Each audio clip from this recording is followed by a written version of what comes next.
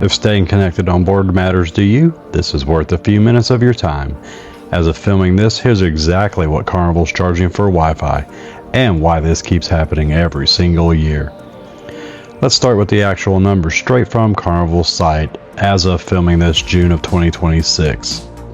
The social plan, the cheapest tier, good for things like Facebook, Instagram, and basic messaging, runs $20.40 per day if you buy a pre-cruise, or $22 a day once you're on board. The value plan, which adds email and general browsing, is $23.80 pre-cruise, $26 a day on board, or $28 if you just want a single 24-hour pass while you're sailing. And the premium plan, the one that actually supports streaming and video calls, is $25.50 pre-cruise per day, $28 a day on board, or $35 for just one day if you wait until you're on the ship. Pre-cruise is always the cheapest way in, and waiting until you're on board costs you more no matter which plan you pick.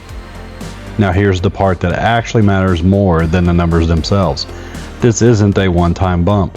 Carnival has quietly raised Wi-Fi pricing at the end of the year for several years running now. It's become close to an annual habit at this point, not a random adjustment. So if you're someone who books a year or more out, the price you see today isn't necessarily a price you'll pay by the time you sail. This needs to be something you actually build into your cruise budget, the same way you'd plan for gratuities or drink packages, not just an afterthought you deal with once you're on the ship. So, what are your actual options here? Really, you've got three. First, buy Carnival's Wi-Fi for the whole cruise, pre-purchase before you sail to save the most money.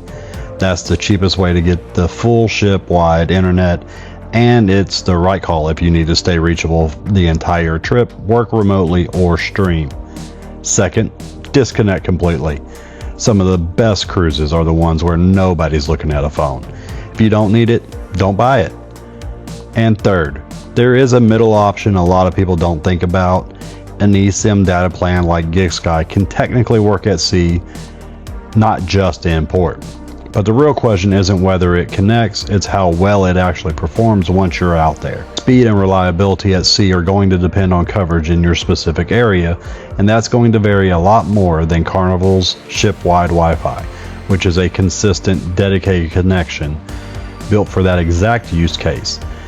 So it's worth treating this as a tested and see option rather than assuming it'll perform the same way it does on land. None of these are the right answer for everybody. It depends on how connected you actually need to be.